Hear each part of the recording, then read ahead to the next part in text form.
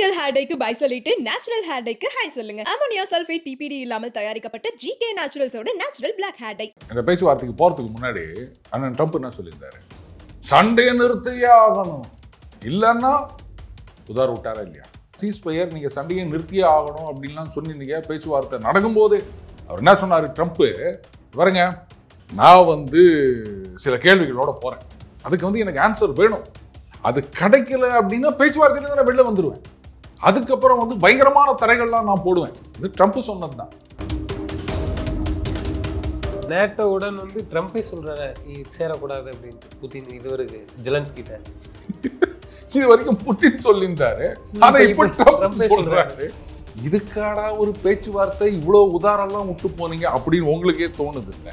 நேரடியா சண்டை போடுறதுக்கு இவனுக்கு தில்லு கிடையாது, திராணி கிடையாது, அதுக்கான சக்தி கிடையாது. அதனால இவன்களை சீண்டி விட்டுக்கிட்டு நீ சண்டை போடு, நீ சண்டை போடு, இப்படித்தான் பண்ணுங்க. அதனால தான் புதின் என்ன சொல்லிட்டாரு? சீஸ்பயர்லாம் கிடையாது ராசா, ஒன்னே சண்டையை நிறுத்தணும், ஒட்டுக்கா நிறுத்தணும், இல்லையா நாங்க ஒன்ஸ் ஃபார் ஆல் உக்ரைனை மொத்தமா முழுகிட்டு அதுக்கப்புறமா பார்த்துக்கலாம். இல்ல உண்மையில எனக்கு தெரியல அந்த இதுக்கு அவ்வளோ ஆசைப்படுறாரு ட்ரம்ப். என்ன காரணம்? நோபல் பரிசுங்கிறது இவ்வளோ நாளா எலியும் பூனையுமாக இருந்த சீனா, இந்தியா, அவங்க ரெண்டு பேரும் இப்ப நண்பேண்டா அப்படின்னு சொல்ற அளவுக்கு வந்திருக்குது அப்படின்னா ஒரு பெரிய சாதனை இல்லையா? எப்பா இதுக்காகவாவது கொடுங்கய்யா அவருக்கு ஒரு நோபல், எப்படியாவது வாங்கியே தீர்றதுன்னு முடிவு பண்ணிட்டாருங்க. சரி, நாமளாவது ஒரு கமிட்டி வச்சு கொடுத்துடலாம் அப்படின்னு பாக்குறேன். அப்படியாவது அந்த ஆள் அடங்கு வரா அப்படின்னு. உக்ரைன் ரஷ்யா யுத்தத்தை நிறுத்தணும், அப்படி இல்லைன்னா எங்கேயாவது போய் ஒரு சண்டையை ஆரம்பிச்சுட்டு அதை போய் நிறுத்தணும், அதுக்கும் ஏற்பாடு பண்ணிட்டாரு. இவரே ஆரம்பிச்சுட்டு சவுத் அமெரிக்கன் கண்ட்ரிஸ் கிட்ட இவருடைய மிலிட்ரி எல்லாம் அமைச்சிருக்காரு, நேவி அதெல்லாம் போயிருக்குது. கேட்டால் அந்த ட்ரக் கார்டல்ஸ் அவங்கள எதிர்த்து பண்ண போறோம் அப்படின்னு. அப்புறம் அங்கே 2 குண்டை போட்டு இவரே நிறுத்திட்டு பார்த்தீங்களா நான் தான் இதை நிறுத்தினேன் அப்படின்னு கூட சொல்லலாம். ஏன்னா இந்த மாதம் ஒன்று டியூ இருக்குதுப்பா, எப்படியாவது ஒன்று பண்ணி ஆகணும்.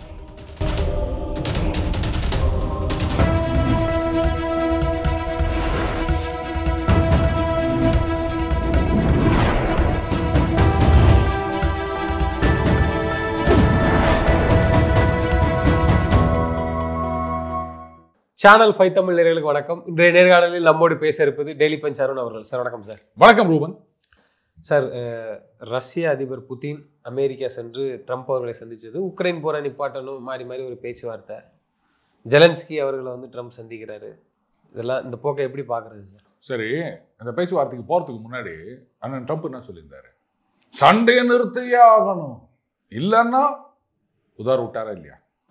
அந்த அமெரிக்கன் அட்மினிஸ்ட்ரேஷன்ல இருக்கவங்க, அந்த செனட்டர்ஸ், காங்கிரஸ்மேன் அப்படின்னு பல பேர் சொல்லியிருந்தாங்களா இல்லையா? சண்டை மட்டும் நிறுத்தலை, ஒன்னு அடிக்க மாட்டேன், நான் அவனை போட்டு அடிப்பேன் அப்படின்ற மாதிரி இந்தியா மேல இன்னொரு 50%, இன்னொரு 100% போடுவேன் சொன்னாங்களா இல்லையா? இவங்க சண்டை போடுறதுக்கு ஏன் இந்தியா வரேன் சொன்னாங்களா இல்லையா? நிறுத்தியே ஆகணும் சண்டையை அப்படின்னு சொல்லிட்டு தானே போனாங்க. நீ என்ன சண்டை நின்றுச்சா? இப்ப என்ன பண்ணாங்க கேட்டதுக்கு, என்னங்க சீஸ்பயர் நீங்க சண்டையை நிறுத்தியே ஆகணும் அப்படின்லாம் சொன்னீங்க. பேச்சுவார்த்தை நடக்கும்போது அவர் என்ன சொன்னாரு? ட்ரம்ப் பாருங்க, நான் சில கேள்விகளோட போறேன், அதுக்கு எனக்கு ஆன்சர் வேணும், அது கிடைக்கல அப்படின்னா பேச்சுவார்த்தையில நான் வெளில வந்துடுவேன், அதுக்கப்புறம் பயங்கரமான தடைகள்லாம் நான் போடுவேன். இது ட்ரம்ப் சொன்னதுதான்.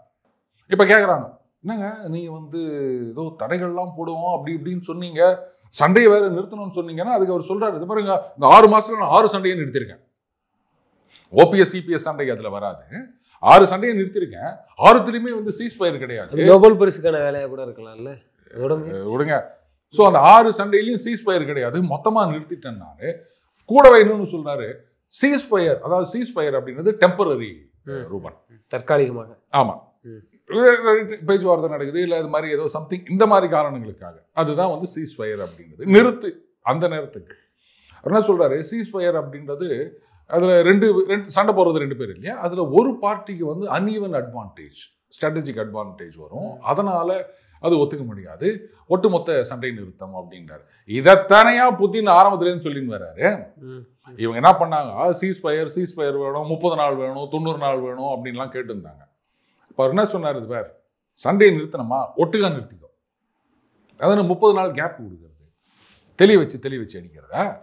எதுக்காக இவங்க இந்த மாதிரி கேப் கேட்டாங்க அப்படின்னு சொன்னா, 30 நாள் ரஷ்யா ஒன்றும் பண்ண மாட்டாங்க, அந்த நேரத்தில் இவங்க தேவையான ஆயுதங்கள் எல்லாம் பார்டர்ல சப்ளை பண்ணிட்டு இருப்பாங்க. இப்போ என்ன பண்ணுவாங்க, பண்ணிட்டு இருக்காங்கன்னா உக்ரைனுக்கு அமெரிக்கா அமெரிக்கா டைரக்டா கொடுக்க மாட்டாங்க.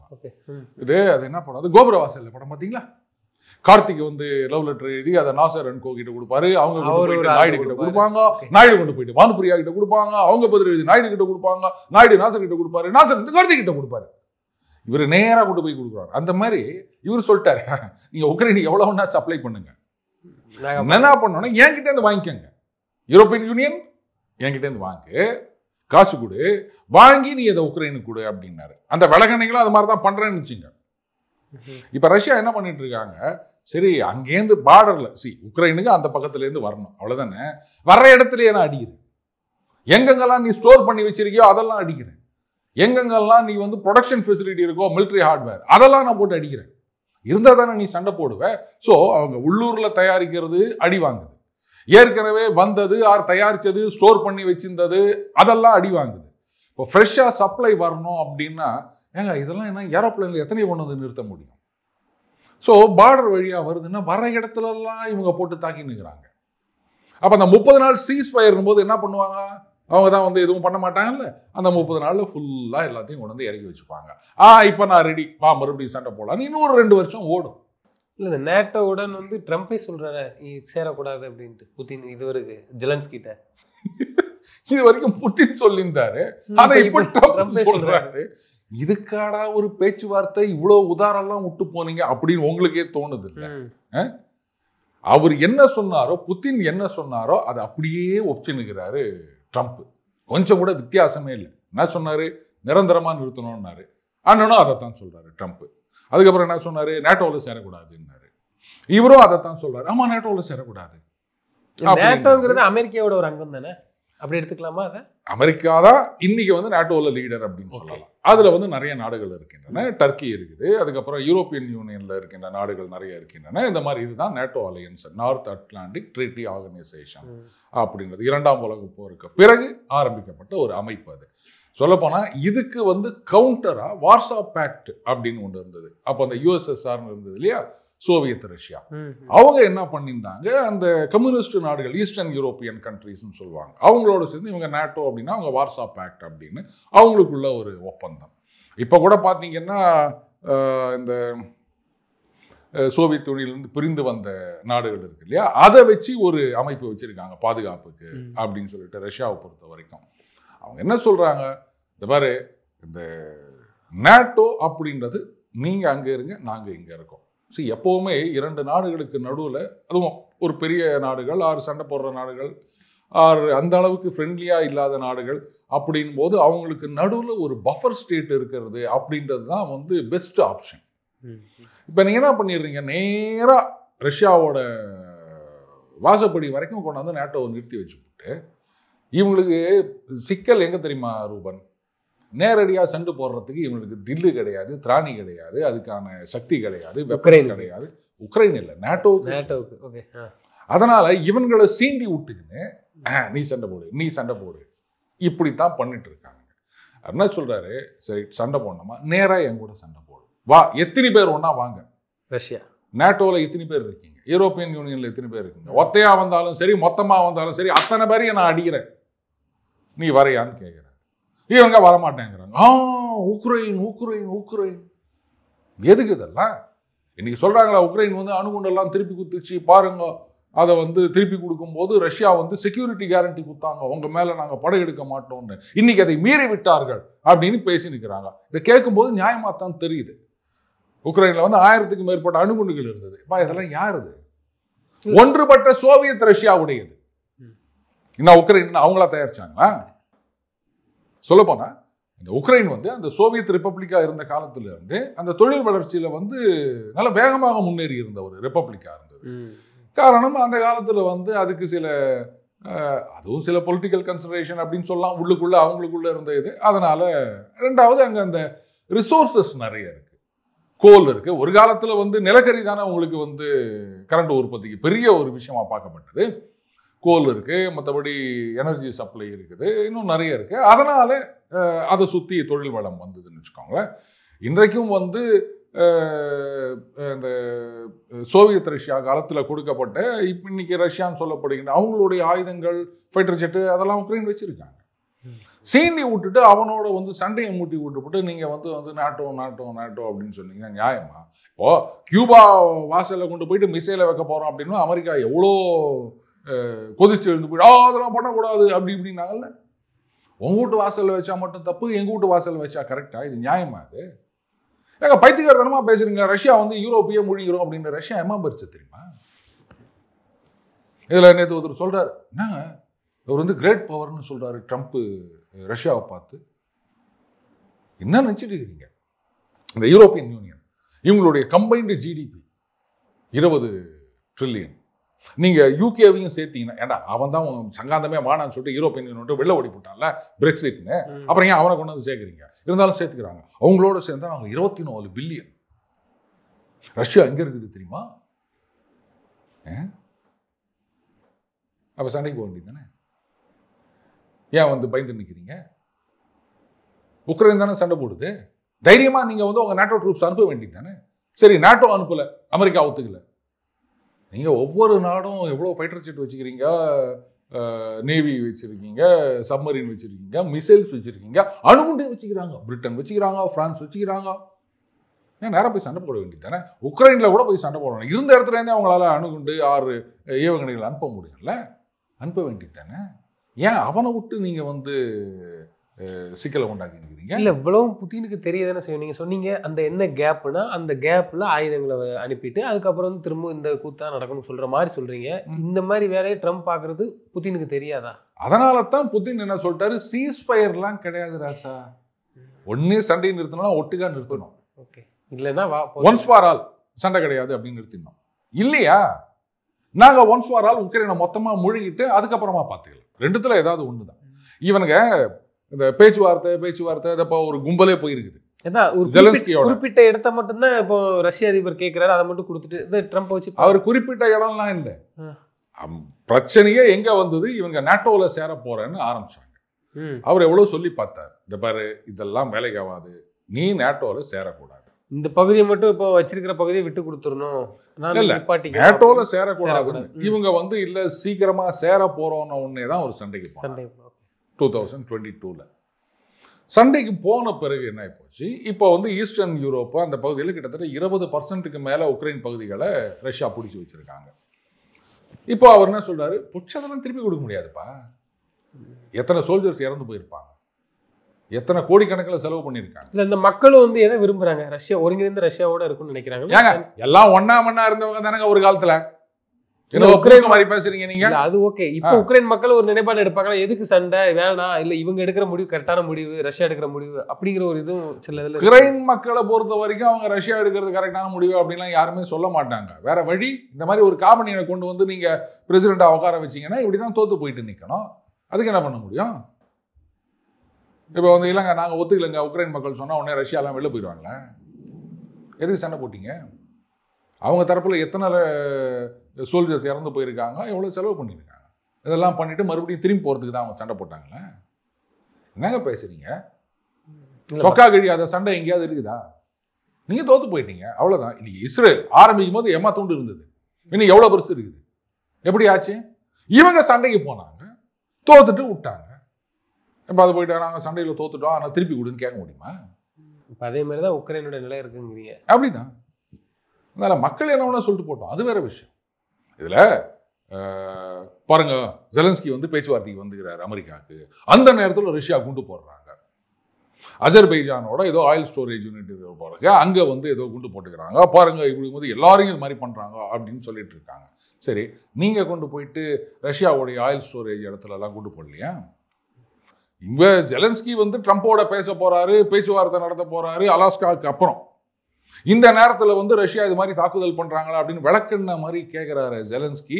அந்த யூரோப்பியன் யூனியன் லீடர்ஸ் எல்லாம் இஸ்தான்புல்ல அடுத்த நாள் பேச்சுவார்த்தை நடக்க போகுது.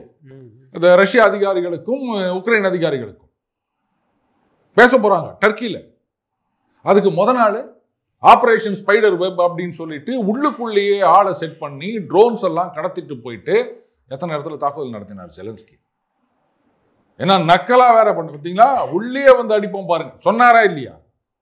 ஏன்னா அப்ப அங்க பேச்சுவார்த்தை நடத்தும் போது நீ இந்த மாதிரி பண்ற எவ்வளவு பெரிய ஒரு ஆபரேஷன். இது ரஷ்யாவுக்கு ஒரு அசிங்கம் இல்ல, உங்க ஊருக்குள்ளேயே வந்து நாங்க உங்க ஆளை வச்சு அடிச்சிருக்கோம் பாரு அப்படின்னு. அப்ப இதுக்கு ஒரு முடிவுன்னு வந்தா அங்க ஒரு ஆட்சி மாற்றத்தை ஏற்படுத்தணும், அதிபரை மாத்தலாம் அப்படிங்கிற ஒரு நிலைப்பாடுக்கு எடுக்கலாம் இல்ல. நீ ஆட்சியை மாத்து, அதிபரை மாத்து, அதெல்லாம் எனக்கு தெரியாதுப்பா, நாங்க புச்ச இடம் எங்களுது, அவ்வளவுதான், முடிஞ்சு போச்சு. அதை கொடுக்க முடியாது, அதெல்லாம் கொடுக்க முடியாது. எது நான் கொடுக்கணும்? ஏன்னா பைத்தியமா இவ்வளோ செலவு பண்ணி இத்தனை பேரை வந்து பலி கொடுத்துட்டு திரும்பி போறதுக்கு நாங்க ஒன்றும் காங்கிரஸ் தலைவர்கள் இல்லை. இவ்வளவு நடக்குது. அவ்வப்போது ட்ரம்ப் இந்தியா மேல ஒரு வெறுப்பை காமிக்கிற விதமாக வரியும் போட்டு விடுறாரு. ரூபான் வேற ஒன்றும் இல்லை. ரூபான் உங்களுக்கு கல்யாணம் ஆயிடுச்சா? ஆளான்னு நினைக்கிறேன். சரி, கல்யாணம் ஆயிடுச்சின்னு வச்சுக்கோங்களேன். வீட்டில் வந்து இங்கே காலையில் கிளம்புறீங்க அவசர அவசரமா டிஃபன் அப்படின்னு. டிஃபனா? நேற்றே நான் அவனை தோசை மாவு வாங்கிட்டு வர சொன்னேன், நீ பாட்டுக்கு லேட்டாக எங்கேயோ போயிட்டு தோசை மாவு வாங்க அப்படின்னு நீ தோசை கேட்குறியா? தோசை அப்படின்ட்டு முதுகில் 2 சாத்தி அனுப்புவாங்க. அங்கே ஒன்றும் பண்ண முடியாது வீட்டில். இங்கே வெளில வந்து அக்கம் பக்கத்தில் இருக்கவங்கலாம் நீங்கள் வந்து எரிஞ்சு விழுவீங்க. உன்னை பக்கத்தில் சொல்லுவாங்க, வீட்டில் ஏதோ அடி வாங்கி வந்துக்கிறான் போல இது அவன். அதான் இங்கே எல்லாரும். அந்த மாதிரி அங்கே ட்ரம்ப்புக்கு புட்டின் கிட்ட எதுவும் பண்ண முடியல. அதனால இங்க அடிச்சா அங்க வலிக்கும் அப்படின்னு இளவரசு அமுச்சி வைங்கப்பா, டேய் இங்க அடிச்சா இங்க தாண்டா வலிக்கும். ஆனா ரீசன் என்ன சொல்றாங்கன்னா, இந்தியா வந்து பொருளாதார ரீதியா வளர்ச்சி அடையுது, அது பிடிக்காம இது போன்ற வேலைகள்னு அதையும் சொல்லிக்கிறாங்களா? அதனால நல்லாவே தெரியுது. முக்கியமான ரீசன் அவர் சொன்னா இந்த விஷயத்துல யாருமே கேட்க மாட்டேங்கிறாங்க. சொல்ல போனா இந்த யுத்தம் வந்து என்னைக்கோ முடிஞ்சிருக்கும் ரூபன். நானே சொல்லியிருக்கேன், ட்ரம்ப்பும் பல தடவை சொல்லியிருக்காரு, நான் பதவிக்கு வந்தேன்னா, நான் இல்லை ட்ரம்ப், நான் பதவிக்கு வந்தேன்னா அடுத்த நாளே உக்ரைன் ரஷ்யா யுத்தத்தை நிறுத்துவேன் அப்படின்னு சொன்னார். சின்சியரா அவர் ட்ரை பண்ணாரு. ஆனா அந்த யூரோப்பியன் யூனியன்ல இருக்கவனுங்க தான் அதெல்லாம் கெடுத்து குட்டிச்சவராக்கினானுங்க. அவரும் எவ்வளோ ட்ரை பண்ணி பார்த்தாரு, இவனுங்க ஒத்துக்கிறதால நாங்க வந்து நீங்க கொடுக்க வேணாங்க, நாங்க உங்ககிட்டே இருந்து வாங்கி. அவருக்கு எப்பவுமே டாலர் தான் கண்ணுல தெரியும். பிசினஸ்னு வந்தாச்சுன்னா அவ்வளவுதான். என்ன சொல்றாங்க பாருங்க, நாங்க உங்ககிட்ட இருந்து ஆயுதம் வாங்கிக்கிறோங்க, நாங்க வாங்கி கொடுக்குறோங்க. அவர் வந்த உடனே அது உக்ரைனுக்கு கொடுக்க வேண்டிய உதவிகளெல்லாம் நிறுத்தினாருப்பா. மார்ச்சுக்கு முன்னாடி நிறுத்திட்டாரு. கிடையாது எல்லா நாடுகளுக்கும் போறக்கூடிய உதவி அது உக்ரைனுக்கு கொடுக்குற உதவியை நிறுத்தினாரு. இவங்க என்ன பண்ணிட்டாங்க, இவருங்க நாங்க உங்ககிட்ட இருந்து வாங்கிக்கிறோங்க, நாங்க கொடுக்குறோங்க அப்படின்னு அந்த டாலர் டிங் டிங் டிங் நமக்கு பேடிஎம்ல கிரெடிட் ஆகிற மாதிரி அவருக்கு தெரிஞ்சிருக்குது. சரி சரி வாங்கிக்கோங்க அப்படின்னாரு. அப்புறம் பார்த்தாரு, இவங்க என்ன சொன்னாலும் கேட்கறதா இல்லை, சண்டை போட்டுக்கினே தான் இருக்கணும்னு சொல்றானுங்க. சரி அட்லீஸ்ட் இதுல நாமாவது காசு பார்ப்போமே, நாமாவதுன்னா அமெரிக்கா, ரைட்டு வாங்கிக்கோங்க அப்படின்ட்டாரு. அவ்வளவுதான். இப்போ அவருக்கு என்ன ஆகிப்போச்சு, இதை சண்டையை நிறுத்தணும், பிரஸ்டீஜ் இஷ்யூ ஆகிப்போச்சு. யாரோ சொல்லிட்டாங்க போல இருக்குது. அதில் வேற அந்த நார்வே அங்கதான் வந்து அந்த நோபல் இது இருக்குது. அந்த ஃபினான்ஸ் மினிஸ்டரை கூப்பிட்டு, உங்க ஊர்ல தான் நோபல் கொடுக்குறாங்களாமே, இது நமக்கு ஏதாவது கிடைக்குமா இப்படின்னு வேற கேட்டுக்கிறாரு. இது ராய்டர்ஸ் செய்தியில போட்டுக்கிறாங்க. இவ்வளோலாம் ட்ரை பண்ணி பார்த்துட்டு இல்லைங்க, அது பாருங்க இந்த சண்டையெல்லாம் வந்து நிறுத்தினாலாம் கிடையாதுங்க, பெருசா எதையாவது நிறுத்தினாங்க அப்படின்னா உடனே தான் இது எப்படியாவது நிறுத்தணும், அப்படியாவது ஒரு நோபல் பரிசு கிடைக்காதா அப்படின்னு அவர் யோசிச்சுன்னுக்கிறாரு. இந்தியாவோட வளர்ச்சி அப்படின்றது அது அடுத்த பக்கங்க.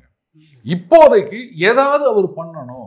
இங்க இந்தியாவுக்கு எதிராக நம்ம தடைகள் போட்டா, இப்போ இந்தியாவும் ரஷ்யாவும் அவ்வளோ நட்புறவு இருக்கு இல்லையா, ஸோ அதுக்காகவாது இவங்க ஏதாவது இது பண்ணுவாங்களா. இப்போ அவர் சொல்லின்னு தெரிகிறாரு பார்த்தீங்களா, 50% போட்டோம், அதனால தான் புட்டின் பேசுறதுக்கு வந்தாரு அப்படின்னு. புட்டின் அங்கே சிரிச்சு நிற்கிறாரு, இது இப்படிதான் வளரும், நீங்க சும்மா இருங்க அப்படின்னு. இது மட்டும் இல்லை, இன்னொன்னு சொல்லிட்டாரு பார்த்தீங்களா, வந்து இந்தியா வந்து ஆயிலே வாங்குறது இல்லை, நடப்பாவீங்களா, 1.6 மில்லியன் 2 மில்லியன் பேரல் நம்ம வாங்க ஆரம்பிச்சிடும். இவர் தடை அப்படின்னு சொன்ன பிறகு ரஷ்யா கிட்ட தடை அப்படின்னு சொன்ன பிறகு அதை போட்டு உடை அப்படின்னு நம்ம அதிகமா வாங்க ஆரம்பிச்சுக்கிறோம். இன்னொன்னு, இதுல நம்ம யூரோப்பியன் யூனியனுக்கு போறதை கட் பண்ணி போட்டு சீனா காமிச்சிட்டு இருக்கோம். சீனா நம்ம கிட்ட இருந்து வாங்குறாங்க தெரியுமா. அவங்க பார்த்தாங்க, இவன்களா அடிக்கணும் முதல்ல, அதுக்கப்புறமா நம்ம பார்த்துக்கலாம் அப்படின்னு சொல்லிட்டு நாம ஒன்னாயிருவோம். இப்போ பாருங்க, ரீசன்ட் நியூஸ் என்ன அப்படின்னா, இந்தியாவுக்கு வந்து இந்த ஃபெர்டிலைசர் ஏற்றுமதி அது ஆப்ரேஷன் சிந்தூருக்கு முன்னாடியே நிறுத்தியிருந்தாங்க. யூரியா முதலான பொருட்கள் அந்த ரெஸ்ட்ரிக்ஷன் எடுத்துட்டாங்க. அதுக்கப்புறமா அந்த ரேர் எர்த் மினரல்ஸ், அதுக்கப்புறமா அதுதான் அந்த பார்த்தீங்களா, அந்த ரேர் எர்த் மேக்னெட்ஸ் வரல, கார் ப்ரொடக்ஷன்லாம் நீங்க போகுது அப்படின்னு கூவிந்தாங்க தெரியுமா, அதுக்கு ரெஸ்ட்ரிக்ஷன் எடுத்துட்டாங்க. அதுக்கப்புறம் இந்த டன்னல் போரிங் மிஷின் அதான் இந்த மெட்ரோலாம் போடுறாங்களா, அதுக்கான ரெஸ்ட்ரிக்ஷன், இந்த மாதிரி நிறைய விஷயங்கள்ல ரெஸ்ட்ரிக்ஷன்லாம் அவங்க எடுத்துட்டாங்க. அதே மாதிரி நம்ம கிட்டேருந்து இந்த சீ ஃபுட்ஸ் இது வந்து கிட்டத்தட்ட ஒரு 18,000 கோடி சொச்சம். ஏன்னா அமெரிக்காவில் தான் வந்து 50% போட்டாங்கல்ல, அதனால வந்து என்ன பண்ணுறதுன்னு தெரியாமல் முடிச்சிருந்தாங்க. சீனா ஜப்பான் நாங்கள் வாங்கிக்கிறோம் அப்படின்னுக்கிறாங்க. ஒன்று செய்யலாம் ரூபன், இவ்வளோ நாளாக வந்து எலியும் பூனையுமாக இருந்த சீனா இந்தியா, அவங்க 2 பேரும் இப்போ வந்து நண்பேண்டா அப்படின்னு சொல்கிற அளவுக்கு வந்திருக்குது. அப்படின்னா இது ஒரு பெரிய சாதனை இல்லையா? எப்பா இதுக்காகவாது கொடுங்கய்யா அவருக்கு ஒரு நோபல் அப்படின்னு நீங்களும், நான் ஏற்கனவே அமிச்சிட்டேன், நீங்களும் ஒன்றா ஒரு இமெயில் தானே தட்டி விடுங்களேன், என்னப்பா அவர் கொடுங்க அப்படின்னு சொல்லிட்டு நாளைக்கே கட்சிதுன்னு வச்சுக்கோங்களேன் நோபல், நீங்க உடனே காமிக்கல பாத்தீங்களா? வாங்காம விடமாட்டாரு போலயே. இல்ல பட்டியல் போட்டு வச்சிருக்காரு. நாளைக்கு ஒரு நோபல் கட்சிச்சின்னு வச்சுக்கோங்க ரூபாய், நீங்க உங்க இமெயில் எடுத்து காமிக்கலாம். நான் சொன்னேன். ஏன்னா இங்க நிறைய பேர் சொல்றாங்கல்ல, நான் வந்து பிரதம மந்திரிக்கு கடிதம் எழுதினேன் அதனால இது நடந்தது அப்படின்றாங்கல்ல. நீங்க சொல்லலாம், நான் நோபல் கமிட்டிக்கு எழுதின பாருங்க நோபல் கொடுத்துட்டாங்க அப்படின்னு பெருசா சொல்லிட்டு போங்க. இன்டர்நேஷனல் லெவல்ல பெரிய ஆளாயிருவீங்க ரூபான். இல்ல உண்மையில எனக்கு தெரியல அந்த இதுக்கு அவ்வளோ ஆசைப்படுறாரு ட்ரம்ப். என்ன காரணம்? நோபல் பரிசுங்கிறது ஏங்க அமைதிக்கு ஒண்ணுமே பண்ணாத ஒபாமாக்கெல்லாம் வந்து நோபல் பீஸ் பிரைஸ் கொடுக்கும்போது இவருக்கு கொடுக்க கூடாதா? சொல்ல போனா ஃபர்ஸ்ட் டேர்ம்லயே அவர் கொடுத்துருக்கணும். ஏன்னா இஸ்ரேலுக்கும் யுஏஇக்கும் ஒப்பந்தம் ஏற்படுத்தினார். சொல்ல போனா அவர் மருமகன் ஜாரட் குஷ்னர், அவர் தான் வந்து இதுல பெரிய இது பண்ணாரு. சரி, அவரு கொடுக்க முடியாது, இவருடைய இதுல தான் போனாருன்றதுனால அவரு கொடுத்து தொலைச்சிருக்கலாம். இஸ்ரேலும் அரபு நாடும் ஒத்து போகும் அப்படின்னு யாராவது யோசிச்சிருப்பாங்களா? ஏன்னா நீங்க இஸ்ரேலுக்கு போறீங்கன்னு வச்சுக்கோங்களேன், அப்ப என்ன பண்ணுவாங்க, அவங்க விசால ஸ்டாம்ப் பண்ண மாட்டாங்க. ஏன்னா அதுல இஸ்ரேல் ஸ்டாம்ப் இருந்ததுன்னா அரபு நாடுகளுக்கு நீங்க போக முடியாது. அதனால தனியா பின் பண்ணிடுவாங்க. அப்படி இருந்ததை இவங்க ரெண்டு பேரும் வந்து ஒன்னா, ஆக்சுவலா சவுதி அரேபியாவோடையும் அந்த ஒப்பந்தம் வந்திருக்க வேண்டியது. அதுக்குள்ளதான் அந்த ஹமாஸ் குறுக்க போந்து எல்லாரையும் தூக்கிட்டு போயிட்டு 1000 பேரை கொன்னு, அதனால அது வந்து கொஞ்சம் நிறுத்தி வச்சிருக்காங்க. அதுக்கே குத்துருக்கணும் ட்ரம்ப்புக்கு. அதை அவர் கடுப்பாயிட்டார். எப்படியாவது வாங்கியே தீர்றதுன்னு முடிவு பண்ணிட்டாருங்க. சரி, நாமளாவது வந்து ஒரு கமிட்டி வச்சு கொடுத்துடலாம் அப்படின்னு பாக்குறேன். அப்படியாவது அந்த ஆள் அடங்குவாரா அப்படின்னு. இல்லாட்டா மாசம், ஏன்னா அவர் கணக்கு வச்சுக்கிறாரு, மாசம் ஒரு சண்டையை நிறுத்தணும் அப்படின்னு. இப்போ நிறுத்திட்டேன்னு லிஸ்ட் வச்சிருக்காரு. அந்த 6 மாசத்துல 6 நிறுத்திட்டான்னு சொல்லிட்டாரு. இப்போ இந்த மாசத்துக்கு ஒன்று டியூ இருக்குது. ஸோ இந்த உக்ரைன் ரஷ்யா யுத்தத்தை நிறுத்தணும். அப்படி இல்லைன்னா எங்கேயாவது போய் ஒரு சண்டையை ஆரம்பிச்சுட்டு அதை போய் நிறுத்தணும். அதுக்கும் ஏற்பாடு பண்ணிட்டாரு அவர். இவரே ஆரம்பிச்சுட்டு சவுத் அமெரிக்கன் கண்ட்ரிஸ் கிட்ட வந்து இவருடைய மிலிட்ரி எல்லாம் அமைச்சிருக்காரு, நேவி அதெல்லாம் போயிருக்குது. கேட்டால் அந்த ட்ரக் கார்டல்ஸ் அவங்கள எதிர்த்து பண்ண போகிறோம் அப்படின்னு. அப்புறம் அங்கே 2 குண்டை போட்டு இவரே நிறுத்திட்டு, பார்த்தீங்களா நான் தான் இதை நிறுத்தினேன் அப்படின்னு கூட சொல்லலாம். ஏன்னா இந்த மாதம் ஒன்று டியூ இருக்குதுப்பா, எப்படியாவது ஒன்று பண்ணி ஆகணும். அந்த மாதிரி இறுதியான ஒரு கேள்வி சார். ரஷ்ய அதிபர் புட்டின் வந்து ட்ரம்பை அவர் அமெரிக்காவுக்கே சென்று வரவேற்றாங்க, எல்லாம் வந்திருப்போம். மேலே அவ்வப்போது வந்து இந்த பீமர், அது என்னது அதிநவீன அதிநவீன விமானம், அதெல்லாம் வந்து பறக்க விட்டு இது பண்ணுறாங்களா, இது எதுக்கான வேலை? இது ஆக்சுவலி அது தேவையில்லை, இது அமெரிக்கா செய்யுது, அதனால கேட்குறேன். இவர் கண்டுக்கவே இல்லை, நீ என்னத்த வேணாலும் விடுப்பா. அது மட்டும் இல்லை, நீங்கள் இந்த வீடியோ கவனிச்சிங்கன்னா தெரியும், அது மேலே பறந்து போது ட்ரம்ப் கை தட்டுறாரு. அது பார்த்தீங்களா? அது இது எப்படி இருக்குன்னா, இப்போ இந்த கூட்டணி கட்சிகள் பேச்சுவார்த்தை நடக்குது அப்படின்னு வச்சுக்கோங்களேன். ஒரு சிறிய கட்சி இருக்கும், அந்த பெரிய கட்சி தலைவர் வருவார். அப்போ என்ன பண்ணுவாங்க, இவங்க ஒரு கூட்டம் ஏற்பாடு பண்ணுறேன் அப்படின்னு சொல்லிட்டு பொதுக்கூட்டத்தை விடுங்க, கட்சி நிர்வாகிகள்னு நிறைய பேரை கொண்டு வந்து நிறுத்துவாங்க. சரிங்களா, எங்ககிட்ட எவ்வளோ நிர்வாகிகள் இருக்குது அப்படின்னு. அந்த பெரிய கட்சி தலைவர் அப்படியே உள்ள சிரிச்சின்னு போவார். உன் கட்சியை பற்றி எனக்கு தெரியாதா? இந்த ஸ்டேட்டில் இந்த நாட்டில் தானே நான் இத்தனை வருஷமாக இருக்கேன், நீ எத்தனை % ஓட்டு வாங்கினீங்க, இந்த லட்சணம் எங்களுக்கு தெரியாதா? இப்போ நீ இத்தனை நிர்வாகியை கூட்டு வந்தால் மட்டும் உனக்கு இவ்வளோ ஓட்டு வருது அப்படின்னு நான் நம்பிடுவேனா? உனக்கு கொடுக்கறது இவ்வளோதான் தம்பி, 2 சீட்னா 2 சீட்டு தான் அப்படின்னு அவர் மனசுக்குள்ள நினச்சிட்டு போவார். எனக்கு இந்த காட்சி தான் வந்து இந்த ட்ரம்ப் புட்டினை பார்க்கும்போது வருது. அவர் ட்ரம்ப் வந்து என்னென்னவோ ஒரு சீன் போடுறாரு, பார்த்தீங்களா நாங்கள் அவ்வளோலாம் வச்சுருக்கோம். ஆக்சுவலாக அதுக்கே $2 மில்லியன் செலவாச்சோம். எப்படி மேலே ஒரு ஆமாம்மா, கணக்கோடு சொல்லிடுறாங்க. அமெரிக்காவில் சொல்றாங்க $2 மில்லியன். அதைத்தான் நான் கேட்குறேன். பயமுடுத்துறாங்க. புட்டின் அப்படியே பார்த்துட்டு போறாரு, தம்பி நீங்கள் எவ்வளோதான் சீன் போட்டாலும் உங்களுக்கு இவ்வளோ சீட்டு தான் அப்படின்னு கட்சி தலைவர் நினைக்கிற மாதிரி அவர் பார்த்துட்டு போறாரு. ஏங்க அவர்கிட்ட இருக்கிற மிசைல்ஸோ இல்லை வெப்பன்ஸோ அதுக்கு முன்னாடி இவங்கெல்லாம் ஜுஜிபி, அவங்கெல்லாம் எவ்வளோ அட்வான்ஸ்டாக போயிட்டாங்க இப்போ ரஷ்யா மிசைல் டெக்னாலஜியில். ஆனால் இவங்கள மாதிரி வெளியில் காமிச்சிக்கல. அதுதான் இது வந்து உண்மையான தாதா வந்து ஏய் நான் தான் தாதா நான் தான் தாதா அப்படின்னு வடிவேலு மாதிரி சீன் போட மாட்டான்.